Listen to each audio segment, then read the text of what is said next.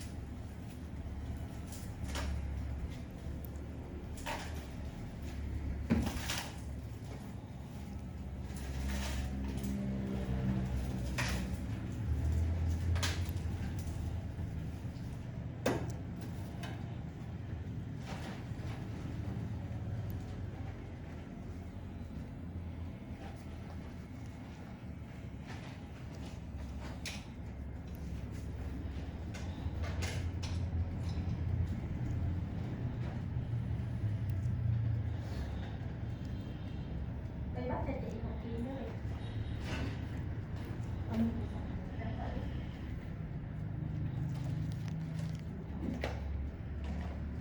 Có học là chưa gỡ là nó tắm không? Còn cái gì?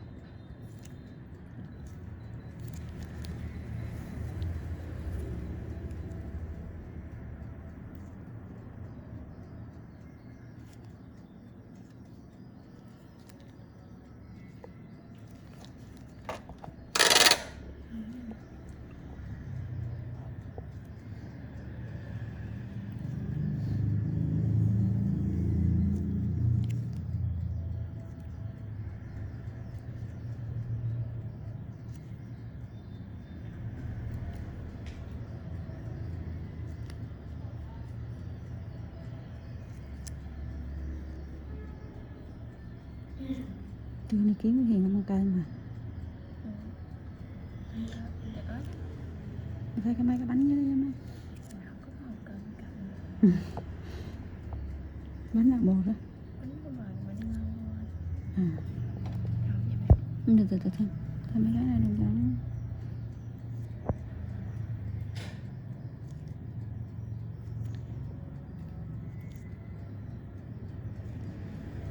nó. Xong lại còn cái hộp nữa.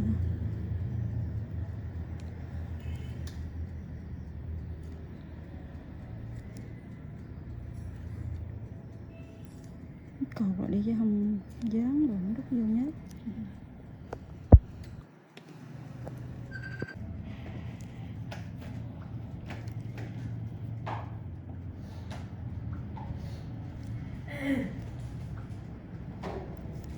Mấy đứa Kim Anh nghĩ rằng có hai điện thoại liên lạc cho mấy đứa không?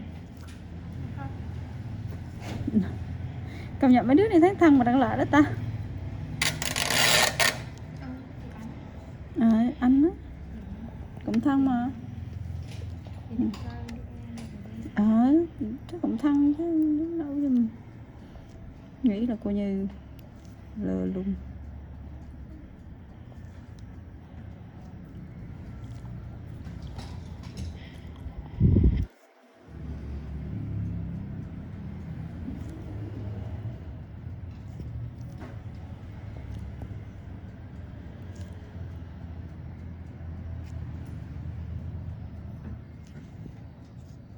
Lên tiếp đi lên.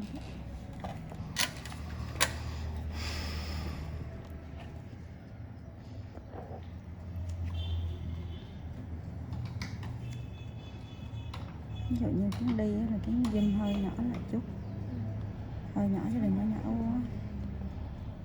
Cái xe máy nó đi.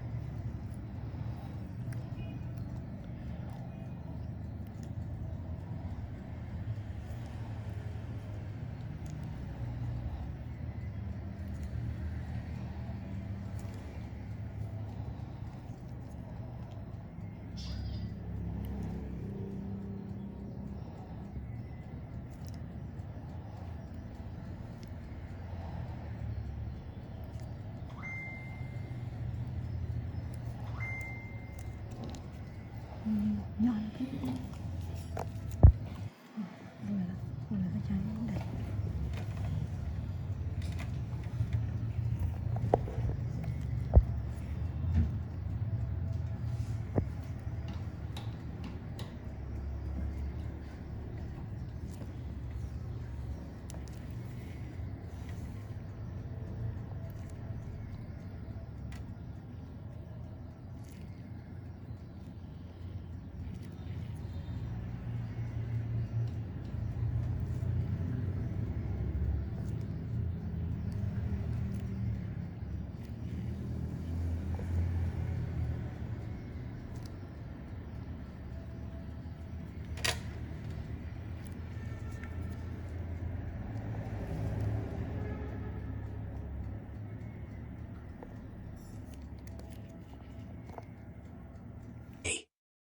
Indulge your supernatural fantasies with this big Chevy hardtop, done up as a clone of the hero car from the TV series, which is now up for auction on the Bring a Trailer website.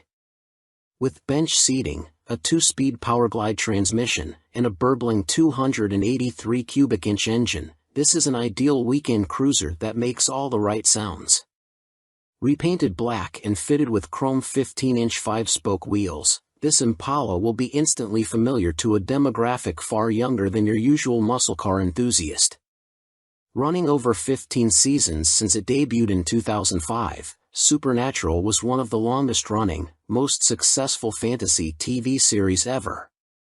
Focusing on fictional twin brothers Sam and Dean Winchester as they roved around the country fighting demons and ghosts, it was sort of a cross between a traditional Western and Buffy the Vampire Slayer. And in a Western, you need a faithful horse. Dean Winchester had Baby, his beloved Impala. Originally, the show was supposed to feature the more obvious choice of a mid-1960s Ford Mustang, but the decision was made to go for something a little rougher around the edges. A black pillarless hardtop Impala offered the necessary air of menace, low and rumbling, and with the implication that there was plenty of space in the trunk for a body or two. Up for auction on the website Bring a Trailer, which, like Car and Driver, is part of Hearst Autos, is a clone with all the charm of the supernatural hero car. With the auction set to end on Tuesday, December 6th, bidding sits at just $5,200. Welcome to NNC Car Reviews channel. 2023 Mini Cooper Southeast First Drive, a sign of great things to come. Lively handling and expressive design have been Mini's hallmarks ever since BMW reinvigorated the marque for the 21st century, so it stands to reason that a brand like Mini could benefit massively from the onrushing electrification of the automobile. But so far, outfitting Mini's lineup of compact and subcompact models with motors and batteries has been slow going at best. To see how Mini has been coming along on its path to the inevitable future of automaking, we jumped behind the wheel of its only all-electric powered offering at present, the recently updated 2023 Mini Cooper SE, for a quick spin. What's changed since we last drove an SE? In case you missed our initial coverage, the Mini Cooper SE isn't just an electrified version of the base Mini hardtop coupe. Mini actually started with the hotter Cooper S trim when building its SE EV. Although it no doubt would have been better to start from a dedicated electric platform, we appreciate that Mini set out to lend some sportiness to its first ever mainstream consumer EV. When we first tested the 2020 Cooper SE, we enjoyed its entertaining driving dynamics and model-specific styling cues, but we also found it to be lacking in other areas. Mini attempted to make the Cooper SE a bit more appealing with a refresh for 2022 that included new technology, cosmetic changes, and most important, an improved EPA-rated range of 114 miles. Although the SE received the same exterior facelift as the rest of the Mini lineup, which makes it look less distinctive and more like the regular hardtop, SE badging and the addition of an optional tricolor gradient roof helps set it apart slightly from its gas-powered siblings. Mini also reworked the hardtop's interior with a reshaped dash and modified air vents, a standard digital instrument cluster, and a standard 8.8-inch infotainment display. And for the 2023 model, Mini added more paint and upholstery options, standard Apple CarPlay, and a new special Resolute edition. The good. The Mini Cooper SE's new face is kinda cute, sort of like a Pokemon you can drive, and it's only available in a 2-door body steel, a positive to us in a world where the number of true coupes is drastically shrinking. The roof gradient effect is also very cool in real life, and Mini even affixes a small roof spoiler that enhances the sporty look. The inside is as distinctive as the exterior but remains fairly ergonomic despite the quirky design. As with the gasoline models, the SE's power switch is a tab that's laid out within a row of switchgear, adding a little bit of fighter pilot fun to starting up the car. Mini also equips the SE with a conventional shift knob, a reminder that this is a transitional vehicle between the existing line of hardtop variants and what Mini says will be a dedicated EV platform in the future. Rather than positioning the regenerative braking mode selector as a click down from drive, Mini places the selector switch amid the rest of the car's hard controls on the center stack. Drivers can select between the standard mid setting, the more responsive sport mode, the frugal green mode, and the super conservative green plus mode. As one would expect, sport mode is by far the best way to have fun in the Cooper SE. A single motor drives the front wheels, spinning out 181 horsepower and 199 lb-ft of torque. In our testing, the Cooper SE hit 60 miles per hour from a standstill in just 6.0 seconds, making it quicker than the 6.6-second run managed by the 2022 Cooper S Sidewalk convertible we tested. Like one would expect from a traditional front-drive hot hatch, mashing the throttle yields some torque steer, but it's easy to overcome and gives the Cooper SE a feisty character. While flinging the electric Mini hatchback along some country roads, we found it to be lively and tossable. Its steering is heavy and somewhat numb, but it's accurate enough and allowed us to explore the limits of the Cooper SE's communicative chassis. The default regenerative braking setting is aggressive but highly predictable and easy to get used to. We briefly sampled the less forceful Regen setting but found it provided too little bite and required us to fuss with using the actual brake pedal. The Mini Cooper SE has all of the benefits of a small car, and its clever battery packaging allows it to swallow the same amount of cargo as a regular Mini hardtop. Navigating traffic, engaging in a spirited drive, and parking are all strong suits of the electrified hatchback. In this regard, it looks like Mini has everything going for it when it does move over to building electric vehicles from the ground up. On the safety front, Mini offers a satisfactory suite of standard active safety equipment for the SE, including front collision warnings, automatic emergency braking, and lane departure warnings. Ticking the box for the driver assistance package adds adaptive cruise control, a head-up display, and a parallel parking assistant. Safety scores for the 2022 Mini hardtop were fairly strong, with good scores in every crashworthiness category from the Insurance Institute for Highway Safety. The bad. On balance, the Cooper SE is a solid car, and we'd be lying if we said we didn't have fun hurtling it up a mountain road. That said, there were a couple of disappointing drawbacks that held it back from maximum enjoyment. The first is obvious: only 114 miles of maximum range. When we jumped in our SE test car at the staging area of the BMW Test Fest event, it showed 55% charge when we took off. A subsequent hill climb sapped a load of electrons from the SE's small 32.6 kWh battery. Even though the route was short, the range anxiety was real as we watched the available miles tumble in real time. In the 16.7 miles we drove from our starting point to the turnaround spot, the battery dropped to 25% charge, with about 20 miles of remaining range indicated. Not sure if the descent would actually add enough range to get us back to the staging area, we fired up Green Plus mode and carefully headed back down the mountain, attempting to recoup as much range as possible. The drive back didn't actually net us any more battery life, but we ended up with the same indicated remaining range and state of charge as we had at the highest point of our drive, a minor victory for the Mini. The second frustrating thing we experienced was that the car cuts power when charging hard at full throttle in some applications. This impinges on its hot hatch character, making it hard to rely on for the sporty performance that it otherwise delivers so well.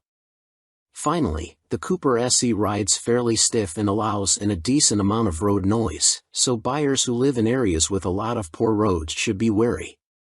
And although we appreciate that CarPlay is now standard, the 8.8-inch infotainment display feels pretty small, partly because of its location within the giant ring that Mini still slaps in the center of the dash. To heighten the Cooper SE's appeal, it would behoove Mini to also include Android Auto in the future. These deficiencies make it hard to recommend the Cooper SE as it is to most folks that need something for anything more than city commuting. Welcome to NNC Car Reviews channel. BMW expands into hydrogen power with fuel cell SUV based on the X5. the BMW 9/5 hydrogen fuel cell SUV is now entering low-volume production and will begin testing in select regions next spring. Based on the regular BMW X5, the 9/5 is retrofitted with a fuel cell stack, an electric motor and battery, and a new floor to fit its hydrogen tanks. BMW believes both electric and hydrogen-powered vehicles are necessary to combat climate change, with the 9/5 a potential precursor to future models. Along with a growing number of automakers, BMW says it's committed to combating global climate change and aims to be carbon neutral by 2050. Unlike many automakers, however, the German brand believes hydrogen fuel cell vehicles will play a big role in reaching that goal, alongside battery electric vehicles, of course. Leading the charge is the hydrogen-powered BMW 9/5 SUV that has just begun low-volume production. It was first previewed a few years ago by the iHydrogen Next concept that appeared at the 2019 Frankfurt Auto Show. Starting sometime next spring, 2023, the small batch of 9/5s that BMW is now building will hit the streets in select regions around the world for testing purposes. Based on the regular BMW X5, which is built in the company's factory in Spartanburg, South Carolina, the 9/5 is assembled at BMW's Research and Innovation Center in Munich, Germany. The transformation from X5 to 9/5 includes swapping in an entirely new floor to fit the fuel cell system's two hydrogen tanks that are located under the midsize SUV's central tunnel and rear seats. The tanks have a total capacity of about 16 pounds and feed an underhood fuel cell stack paired with a rear-mounted electric motor and battery. BMW says the 9/5's entire fuel cell electric system makes a combined 374 horsepower. The company also says its curb weight is comparable to the plug-in hybrid X5, which weighed 5,627 pounds on our scales. BMW claims the 9/5 can accelerate from 0 to 62 miles per hour in under 7 seconds and has a top speed of 118 miles per hour. It also has an estimated driving range of around 310 miles, although that claim is based on the optimistic European WLTP cycle. BMW believes that fuel cell powertrains will provide a carbon-free alternative to customers with needs that can't be met by EVs, such as those who need to refuel quickly and don't have fast charging access. The company also thinks hydrogen power will help offset the challenges that electrification faces, especially with medium and heavy-duty trucks. Other issues the technology is said to address include regions with constraints on electrical grid capacity and renewable resources. Plus, BMW says more than 40 countries worldwide currently have a strategy regarding hydrogen power and cites the continuous build-up of hydrogen refueling stations since 2020. Welcome to NNC Car Reviews channel. Custom Restomod 1965 Dodge D200 wedges in a modern Laramie interior. Classic on the outside, modern on the inside. Fooled again. Never saw it coming until you open the truck door. The idea of slipping a classic body over a modern drivetrain isn't new, but it never gets old. The example here mates a first-generation, 1961 to 1965, Dodge D200 body with a brand new, it's all relative, four-wheel drive 2010 Ram 2500 Laramie pickup truck, resulting in nostalgic D200 vibes underpinned by modern technology and amenities. It's the best of all worlds, except for all the work involved and essentially devouring two different trucks. Let's just say, if it landed in the driveway, we wouldn't kick it out. Since this Dodge D200 is a 2010 Ram 2500 at heart, it's powered by a 6.7-liter Cummins i6 backed by a rebuilt Jasper 68 RFE automatic transmission. A 1965 with a Cummins would have predated the first prototype Cummins-powered Dodge truck by 20 years, and a factory Cummins-powered Dodge truck wouldn't roam city streets until 4 years later in 1989. And obviously it wasn't the same Cummins as this 6.7-liter, which was cleaned, inspected, resealed, and painted Cummins beige. The 2010 Ram HD's Cummins, rated at 350 horsepower and 650 lb-ft of torque, would be quite a surprise upon popping the hood of the D200. The outside of this Oxford Grey Dodge D-Series looks smooth and straight, showing off the beautiful lines of that classic swept-line bed, which was cut down and modified to fit its new chassis.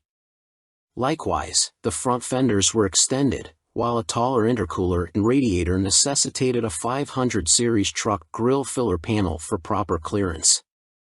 The modified and re-chromed 1965 bumper has chrome tow hooks. The side mirrors, door handles, rear bumper, and tailgate tout modern functionality despite their old-fashioned looks.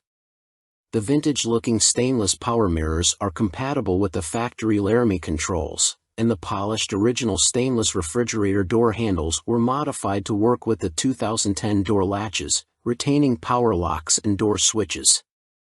The rear bumper houses factory 2010 backup sensors, and an aftermarket backup camera hides in the tailgate.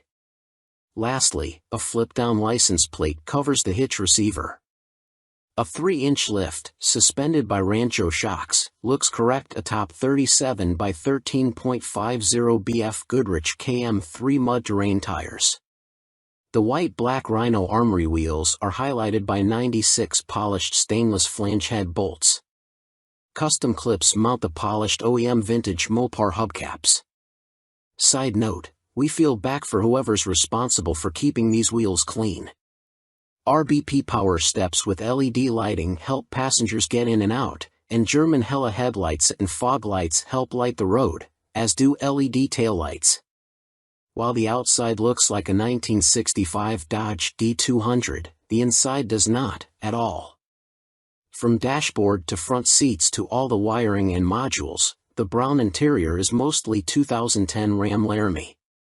That means dual-zone climate control, Laramie power heated and cooled front seats, heated steering wheel, and so on.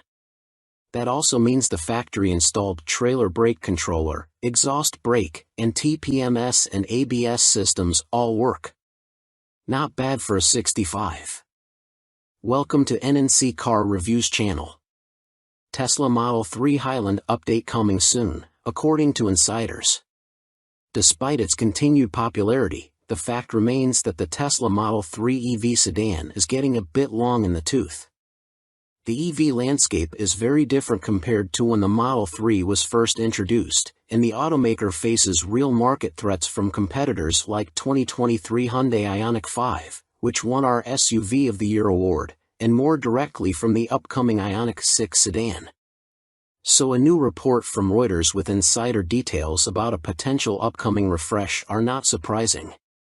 Rumors have swirled for quite a while that Tesla has been working on an update to the Model 3 codenamed Highland, but thus far Tesla has not confirmed them.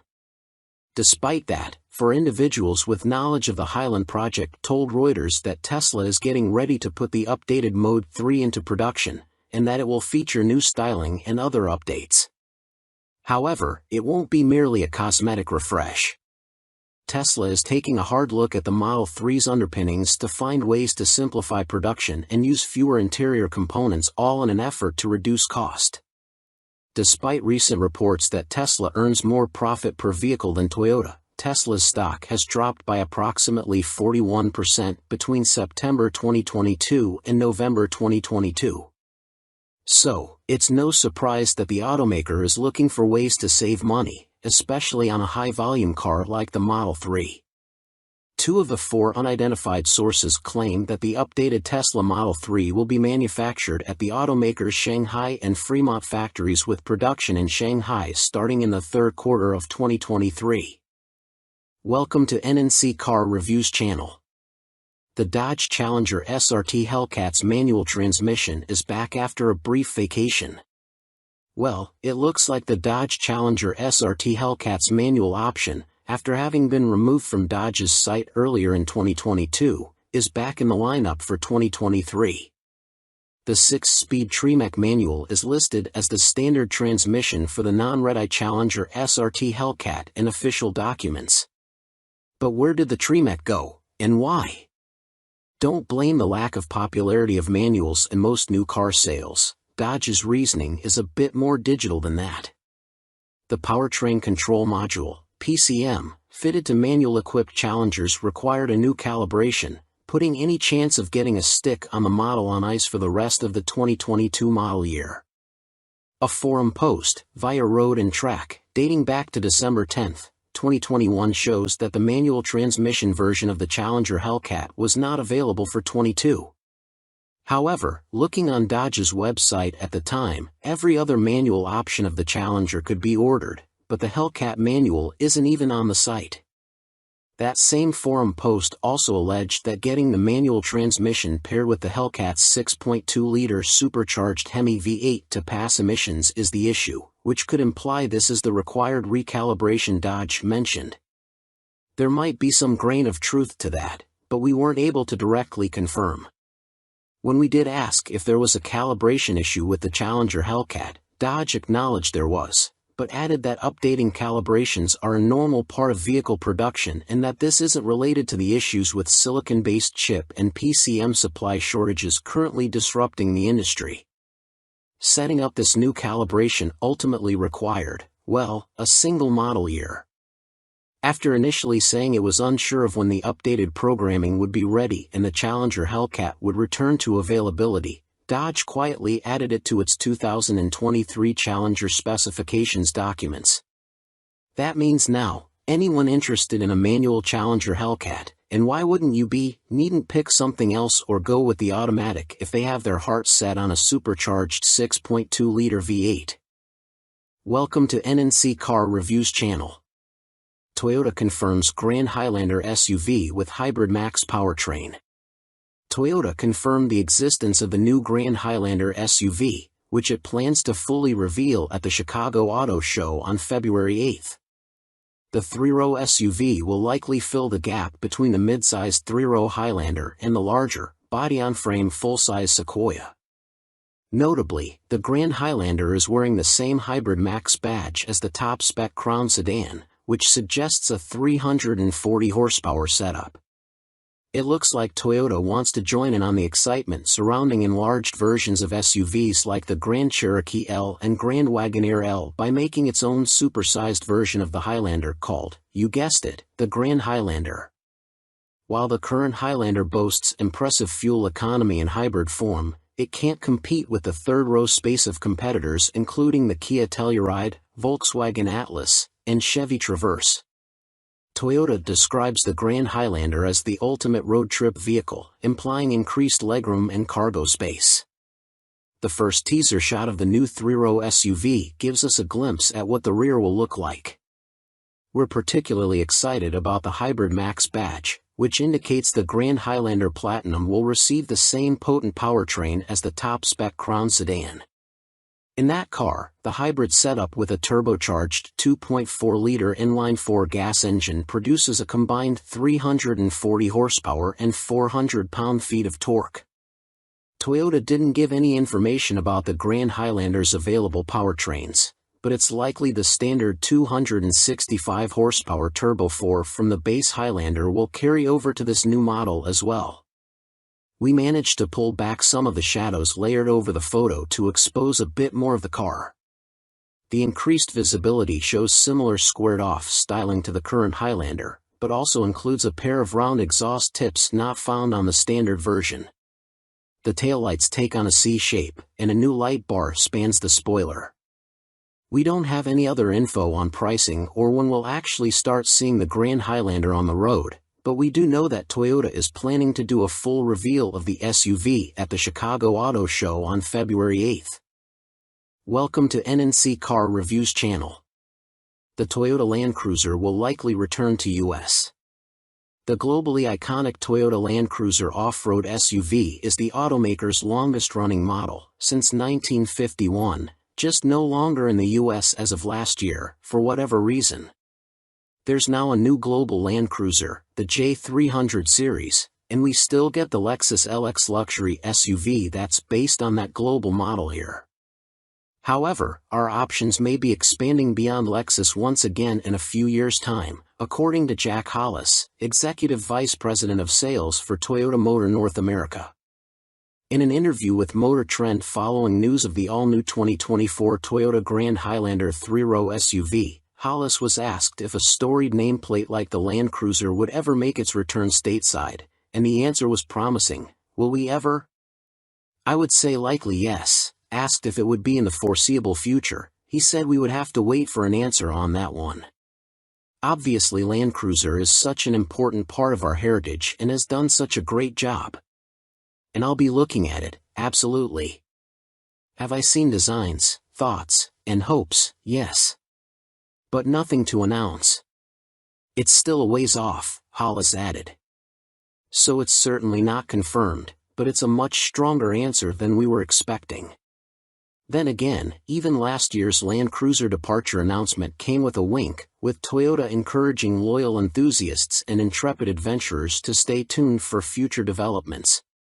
The current global Land Cruiser is built on the new body-on-frame GAF framework based on its TNGA platform, which our current Lexus LX is also built from. Focusing on the US market, the new 4th-generation LX SUV got a significant update recently.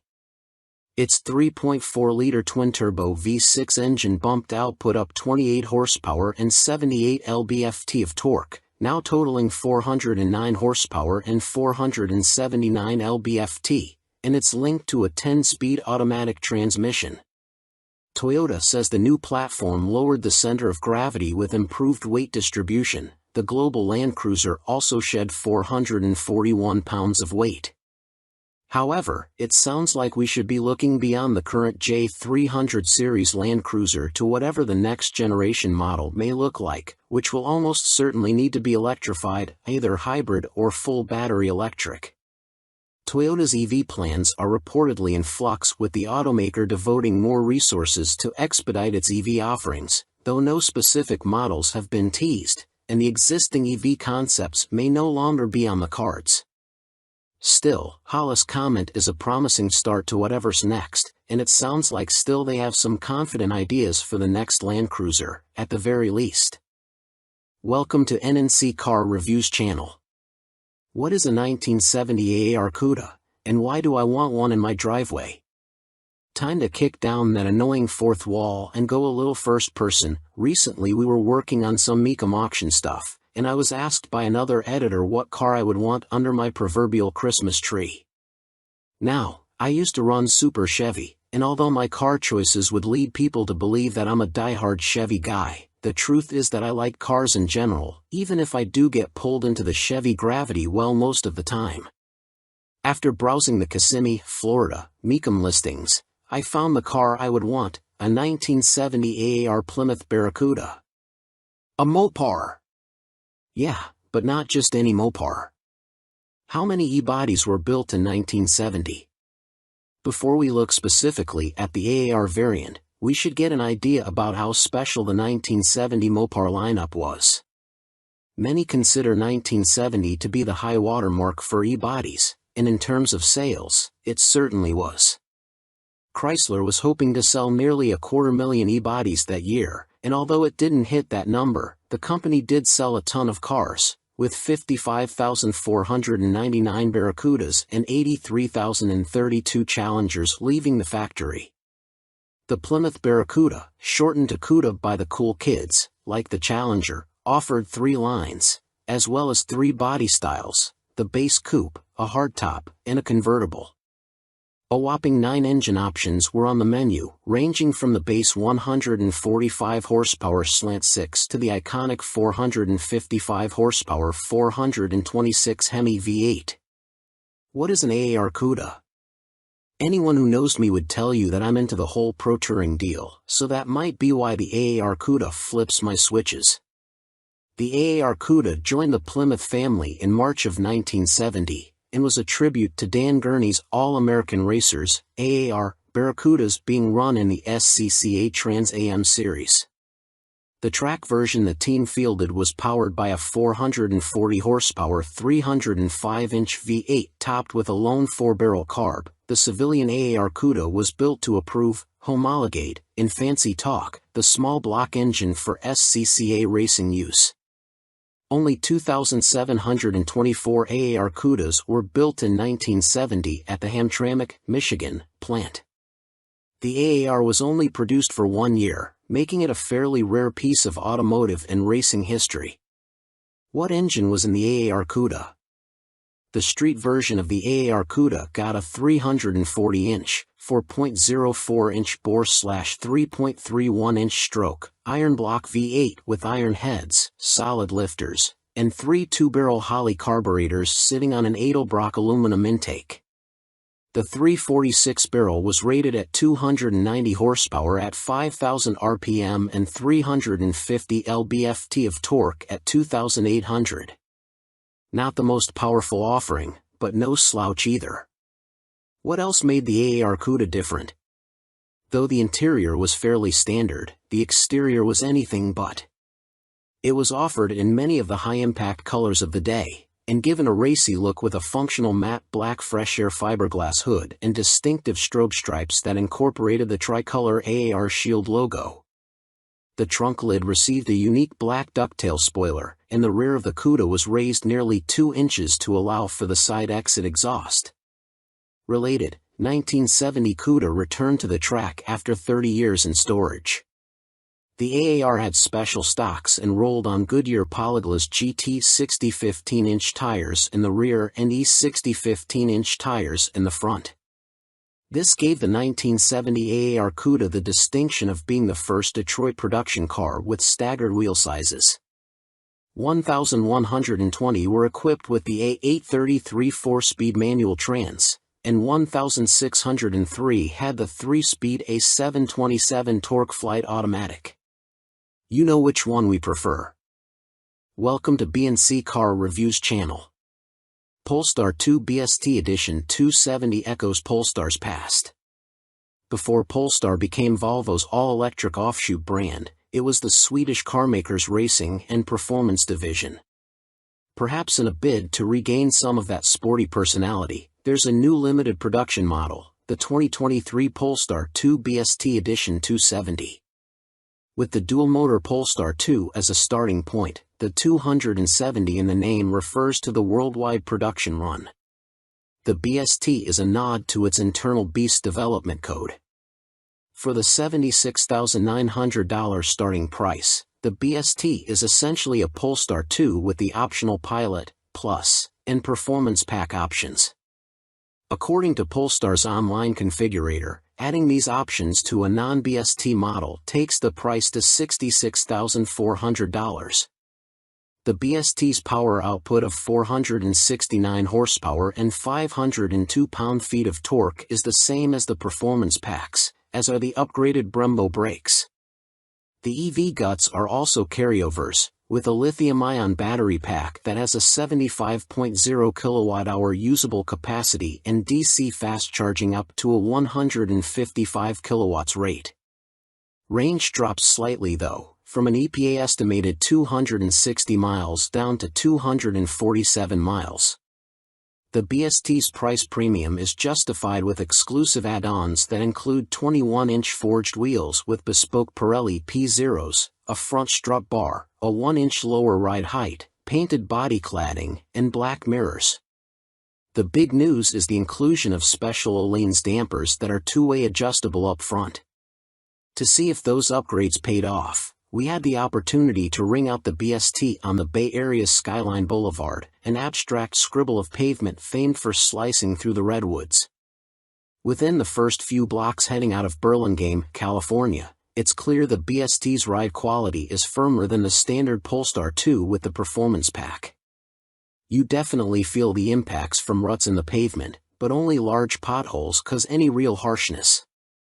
The smaller bumps are adequately smoothed over thanks in large part to the Öhlins damper's dual-flow valving that allows for distinct behaviors for low and high-speed compression events. It's similar to how progressive springs can add some initial compliance for comfort and stability while also having greater resistance when cornering hard. The difference is that the Öhlins dampers are more easily adjustable to suit your tastes. The coilover spring preloads are also manually adjustable with the right tools. Polestar's Christian Samson, head of product attributes, informed us that our BST was set to 7 on the adjustment scale of 1 to 22, with 1 being the firmest and 22 the softest. That potentially leaves a lot more compliance for everyday comfort and a bit more firmness for a track day, though the 127 miles per hour top speed will limit how much fun you can have on the straightaways. As we find our way to Skyline Boulevard, the suspension begins to shine. You feel a strong connection to the BST and the Pirelli's contact patches with every nudge of the steering wheel, though the steering effort seems too light for spirited driving. In typical EV fashion, having the batteries below the floor masks a lot of the small hatchback C/D estimated 4,700 pound curb weight.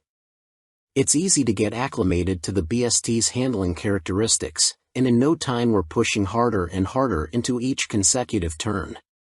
Larger undulations in the road can cause some alarming hops, though. The Polestar BST is as entertaining and lively as the BMW i4, and the lack of synthetic motor noises gives it a more zen-like experience.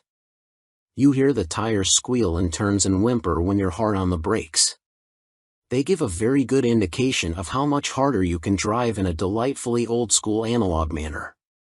We executed a very subtle four-wheel slide in one bend and were pleased with how intuitive and effortless it was to manage. There weren't any snap releases from adhesion, nor was there any need for any rally car histrionics by sawing away at the wheel. Like a gold medal gymnast, it just stuck the landing. The BST was also well-mannered on slick roads. Mid-corner bumps were barely acknowledged, and there was still an abundance of grip to keep charging with more aggression than most drivers would consider sensible. There's no doubt that the BST is a very different beast compared to the Polestar 2. It's a hardcore version for the few who are willing to sacrifice some comfort for cornering excellence. It's as good a dance partner as the i4, and its interior is noticeably nicer than that of a Tesla Model 3.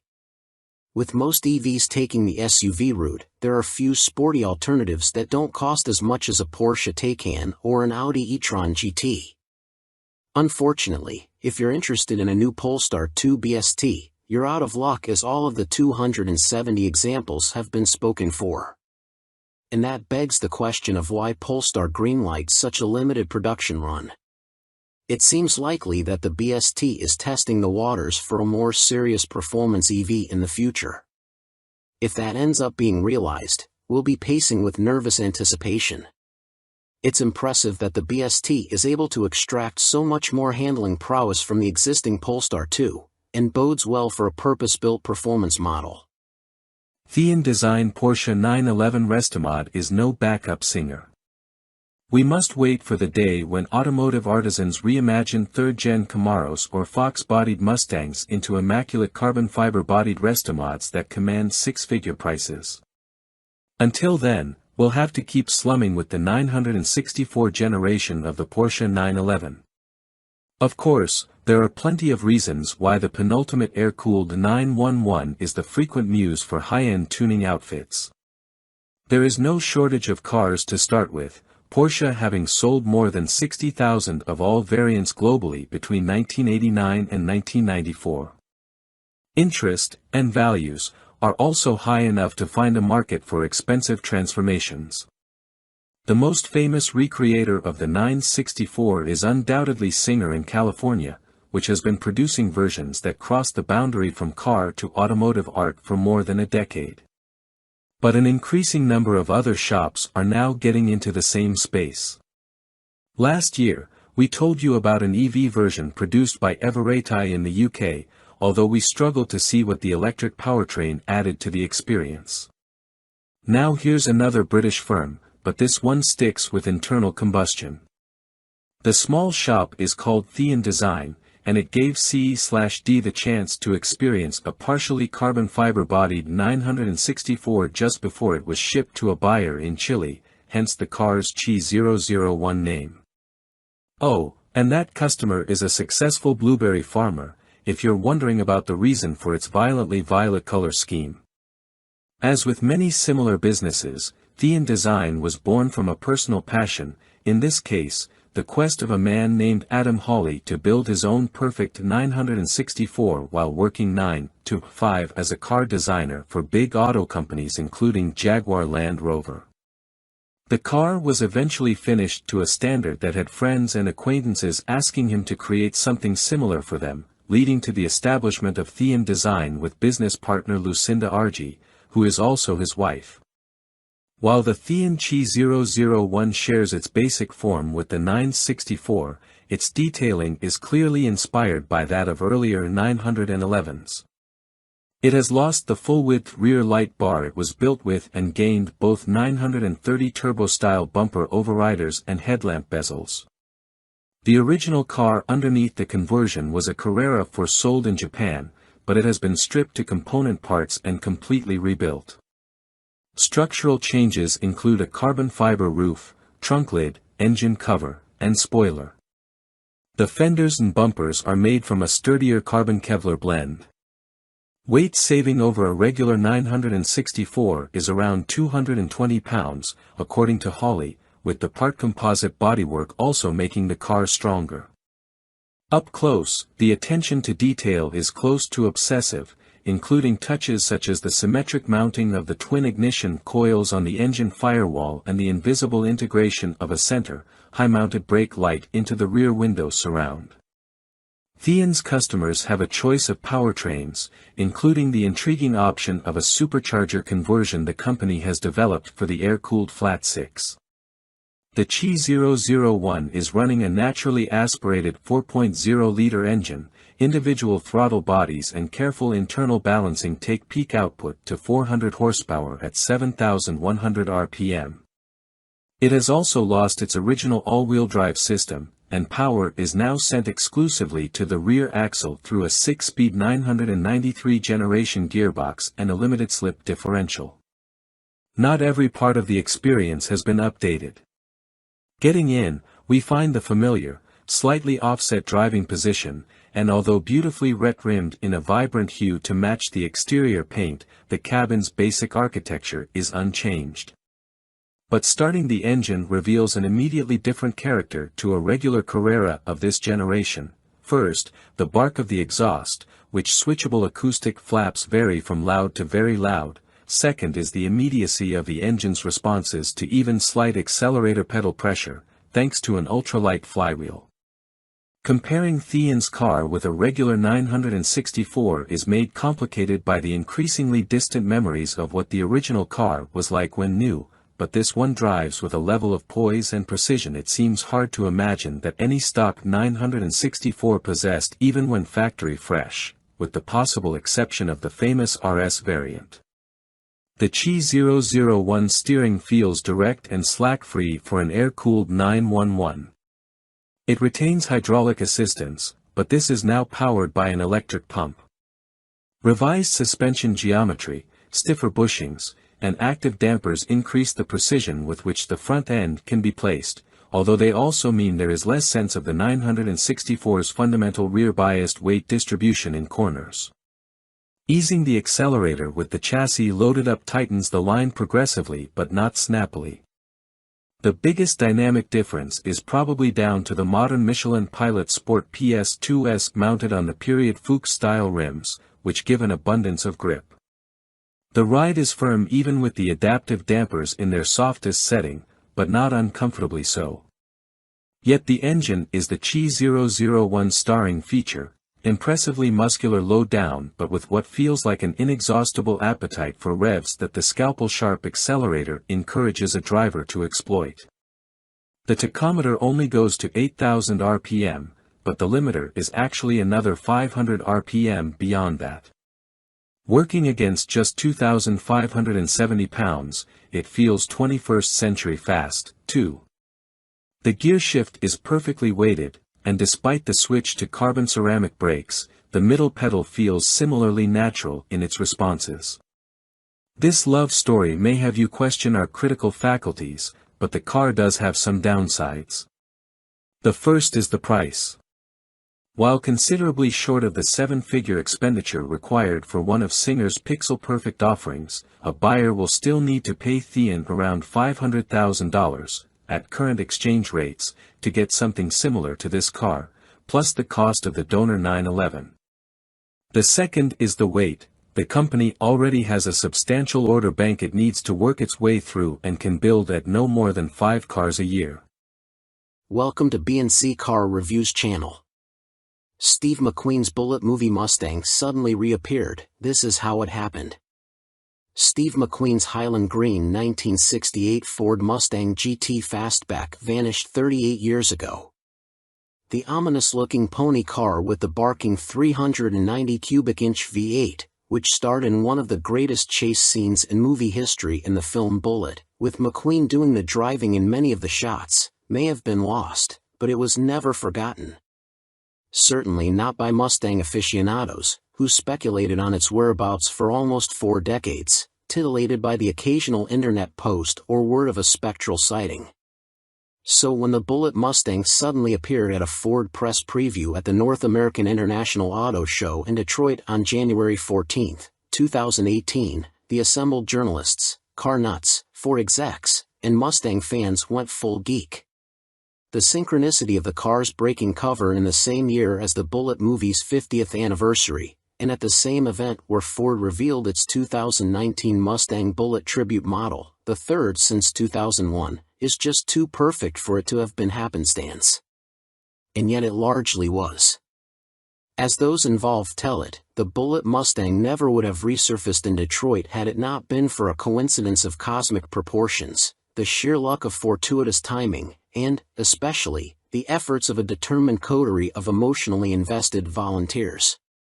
It took 30 seconds for the Bullitt Mustang, in original, if dilapidated, condition, to rumble onto the stage at Detroit's Cobo Center, but it took a village to make it happen. The backstory. The movie car's trip to the auto show stand actually started in earnest in December 2015, according to its owner, Sean Kiernan.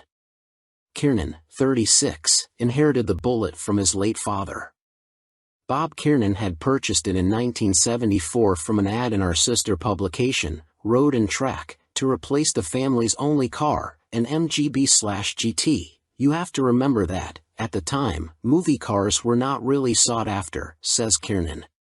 His father liked the idea that it had been used in a movie, but the big factor was that it handled amazing and had huge amounts of power, especially compared to an MG.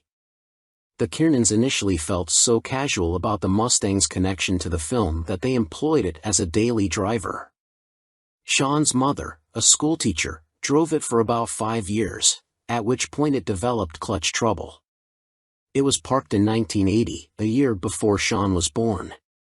Kiernan grew up to be a car enthusiast like his father, and the two made a couple of attempts at fixing up the old green Stang themselves.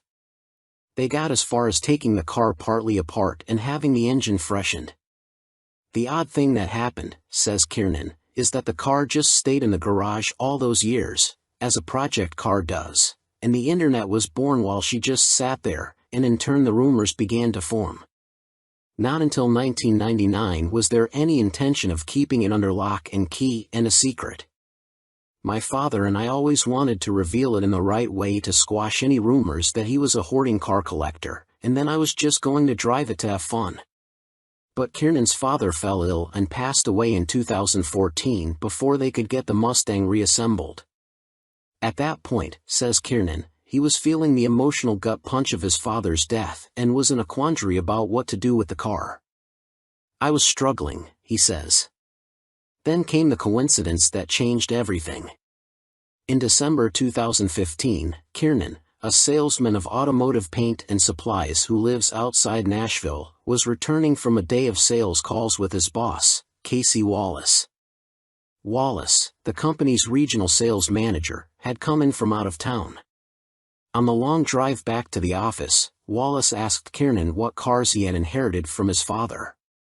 A 75 Porsche 911 and a 68 Mustang GT 390 Fastback, answered Kiernan. Wallace was intrigued and wondered what color the Mustang was. Green, replied Kiernan. Huh, responded Wallace. Sounds like the Bullitt Mustang. Kiernan recoiled. Was the family secret blown? Kiernan knew Wallace was no car guy. he barely knows how many tires are on his truck.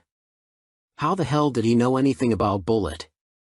What Kiernan did not know about his boss was that Wallace had a side business.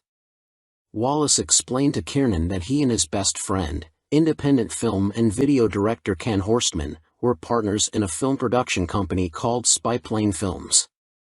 They'd been trying to get an action-adventure movie made that Horstman had written several years earlier. It revolved around two 18-year-old friends discovering the Bullitt Mustang in a barn and what happens after they buy it for a few $1,000s from the owner, who doesn't know what it once was. Bad guys arrive and separate the kids from the car. Mayhem and car chases ensue. Wallace and Horstman were working on financing their movie venture. Wallace, who lived in Atlanta, was taking advantage of his trip to Nashville to speak with a potential investor while he was there. "How close is your car to looking like the Bullitt Mustang?" asked Wallace. Damn near exactly like it," Kiernan answered, stunned. What were the chances that a fellow paint salesman who happened to be Kiernan's boss also happened to be in the movie business? And that same person also happened to be trying to make a film that happened to be about the Bullitt Mustang that Kiernan happened to own? And then, recalls Kiernan, I had this overwhelming feeling. It was actually the first time I had felt my father's presence since he had passed away. I felt him in the truck with us. And suddenly Kiernan knew what to do. "The car you're talking about," he said to Wallace, "the one that's been lost forever? It's sitting in my garage. I've got it." "I couldn't breathe," recalls Wallace. Once he recovered from Kiernan's revelation, he asked if his filmmaking partner could see the car. The three met the next day and spent hours talking about what they might do together. "We made a pact," recalls Horstman. "We decided to do three things: to tell Sean's story as a way to honor his father, to reveal the Bullitt to the world, and to make our movie." It was enough to motivate Kiernan, a hands-on car guy with lots of experience wrenching, to reassemble the Bullitt and get it running again. Verifying provenance. But how to proceed with their three-pronged plan? The first step was to get the car authenticated.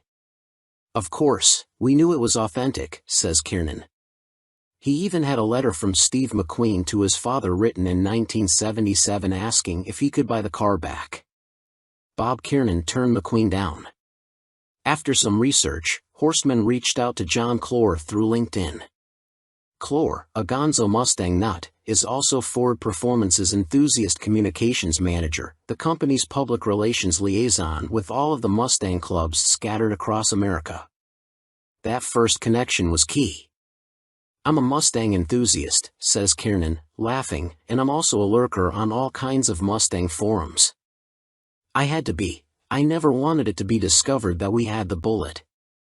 John Clore had a big presence on the forums. And I'd seen him in the Mustang documentary A Faster Horse. Although Horstman's note was of necessity vague, Clore wasted no time in responding. "Welcome to B&C Car Reviews channel. Tested, 2022 Volkswagen Taos plays big among subcompact SUVs." The all-new 2022 Volkswagen Taos is the product of a familiar pattern in the car business. As a particular vehicle segment, in this case, crossovers, grows in popularity, manufacturers tend to enlarge and differentiate their entries to make room for new models that fill the newly created gaps in their lineup.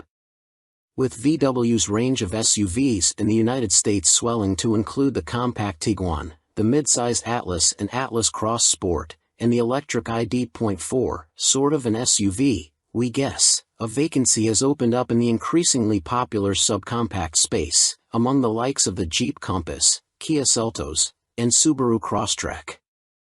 It also helps that VW won't be offering Americans a regular, non-GTI version of its latest Golf hatchback, which we're still sore about. At least the Taos is a compelling little crossover on most fronts. Little is sort of misleading, though, as the Taos is one of the larger players in its class. Its MQB-based architecture rests atop a wheelbase of either 105.6 inches for the all-wheel drive variant or 105.9 inches for the front driver. It has a huge back seat for a subcompact SUV, and its capacious and easily accessible cargo hold can swallow 25 cubic feet of stuff behind the rear seats, 28 cubes if you forego all-wheel drive.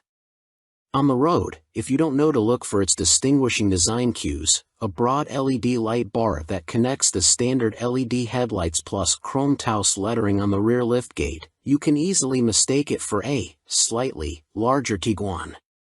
VW says the name Taos refers to the rugged, picturesque town in New Mexico. We didn't go there for our drive, but we did traverse our local Michigan haunts in front drive and all-wheel drive variants, both top SEL trim levels. Powering the Taos is a new 1.5-liter version of the EA211 turbocharged inline-4. A 1.4-liter EA211 is found in the Jetta sedan.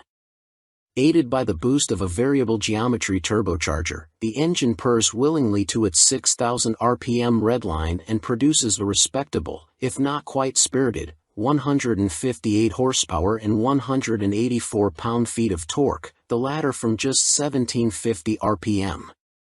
That's less grunt than you'll get from a top-spec 175 horsepower Seltos 1.6T or a 250 horsepower Mazda CX-30 Turbo, but it's perfectly adequate for casually merging onto highways. Standard front-wheel drive models pair the Turbo 4 with a conventional 8-speed automatic transmission. All-wheel drive versions get a 7-speed dual-clutch automatic, which VW calls a direct shift gearbox, DSG. The company says this split allowed it to focus both on greater fuel efficiency with the 8-speed and a sportier driving character with the dual-clutch. The front-wheel drive SEL model we tested ambled to 60 miles per hour in 7.4 seconds and covered the quarter mile in 15.8 seconds at 87 miles per hour, making it slightly quicker than the latest Subaru Crosstrek with a 2.5-liter flat-4 and significantly fleeter than a Jeep Compass. An all-wheel drive SEL 4Motion example, which at 3,557 pounds was 313 pounds heavier than the front driver, was only a hair slower to 60 miles per hour, hitting that mark in 7.5 seconds. It also posted an identical 15.8-second quarter-mile time. The more powerful turbocharged Kia Seltos, however, is roughly a half-second quicker than the VW's both to 60 and through the quarter-mile. That said, the front-drive Taos is the fuel miser's choice, earning an EPA combined estimate of 31 miles per gallon, versus 28 miles per gallon for all-wheel drive models. Our front-drive example fared well in the real world with a 30 miles per gallon average, and it posted an impressive 40 miles per gallon on our 75 miles per hour highway test, beating its federal rating by 4 miles per gallon.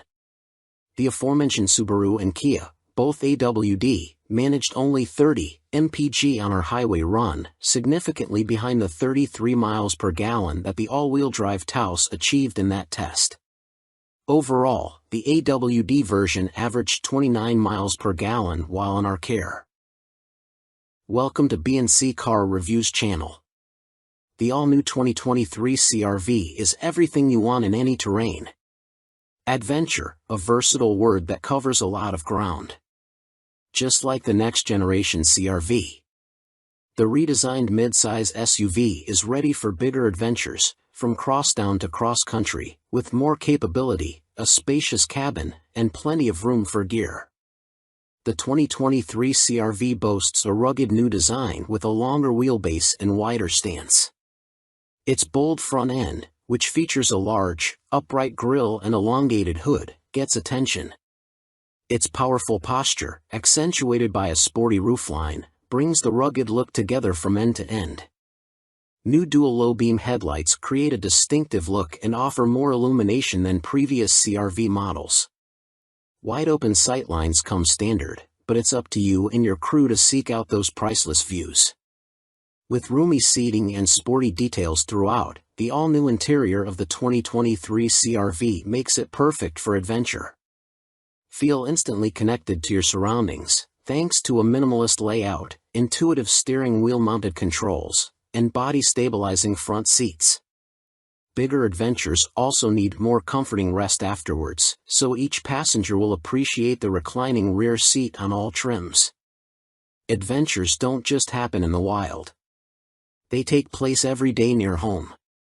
Have your hands full with gear or groceries? Simply kick your foot under the bumper with the available hands-free access power tailgate. The low, wide cargo opening and expanded cargo area makes it easy to load in and out. Know what else an adventure needs? Better tech and fewer wires. The all-new CR-V provides both. Wireless Apple CarPlay Registered 1 and Android Auto Trademark 2 compatibility are now standard on EXL and Sport Touring trims. With wireless Apple CarPlay and Android Auto compatibility, you can connect the touchscreen to your compatible smartphone. A 7-inch touchscreen now comes standard on all CR-V trims. You can go even bigger by touching, pinching, and swiping through navigation, your ultimate road trip playlist, or that podcast you can't stop listening to with the available 9-inch touchscreen. No cord? No problem. Simply place your compatible phone on the available wireless phone charger 3 to start powering up. Whatever your soundtrack while exploring in the CR-V, hear every note in rich detail with the available Bose Premium Sound System for featuring Centerpoint registered surround sound technology to create a concert-like listening experience. The all-new CR-V also includes a wide range of enhancements to help you feel connected to your drive. Whether you're navigating your morning commute or the road less traveled, every drive has the potential for excitement with a turbocharged 1.5-liter engine kicking out 190 horsepower. 0.5 and, if you're out where roads can become slippery, the available real-time AWD with intelligent control system trademark provides smooth handling and peace of mind. Bigger adventures call for more options. The new Snow mode gives you added confidence on slippery winter roads, while the available Sport mode gives you maximum acceleration response and a healthy dose of thrills. Okay, enough reading. Take the CR-V on an adventure already. Welcome to B&C Car Reviews channel. This is the 2021 Nissan Rogue's biggest asset, literally. My time with MT's 2021 Nissan Rogue is coming to a close, and there's just enough to like about the SUV to make it a bittersweet ending. When I hand over the keys, I'll miss the Crimson Family Chariot, even if it's far from perfect. Stay tuned for our final verdict coming soon. We recently announced our 2023 SUV of the Year winner, and I couldn't help but think of the Rogue. 2 years ago, the 2021 Rogue advanced to the finalist round in the competition. But this year, when the Rogue was invited back thanks to its new 201 horsepower turbocharged i3 engine, it didn't make the finalist cut. It goes to show how quickly the SUV space has advanced and that the updated Rogue didn't quite move the needle enough, especially in the face of strong competitors like the redesigned Honda CR-V and various electrics. Nissan still doesn't offer an electrified Rogue, though the Aria fills that gap somewhat. I'm eager to hop into the updated Rogue and try it for myself, but being the used car proponent I'm not convinced I'd spring for the new model over the 2021 version. Although I could use the new Rogue's extra 20 horsepower and its increased low-end grunt, it still suffers from a laggy CVT automatic. Reaching 60 miles per hour takes the same 8.4 seconds as it did in the previous Rogue. Plus, the interior of my 2021 Rogue doesn't feel outdated, except for the infotainment system, which isn't as crisp and responsive to Touch's rival offerings. The updated Rogue's infotainment system still fails to impress. For me, the Rogue's biggest asset is its generous interior dimensions, which haven't changed from the 2021 model year. The wide cargo opening makes it easy to load luggage for the whole family. In the passenger quarters, the Rogue can comfortably fit 2 car seats and a small person in the middle seat without too much trouble. Because the rear doors open wide, entry and exit is effortless, as is loading babies into the SUV. Sufficient headroom front and back enhances the spacious feeling. Despite its roomy interior, the Rogue feels decently nimble and is easy to park.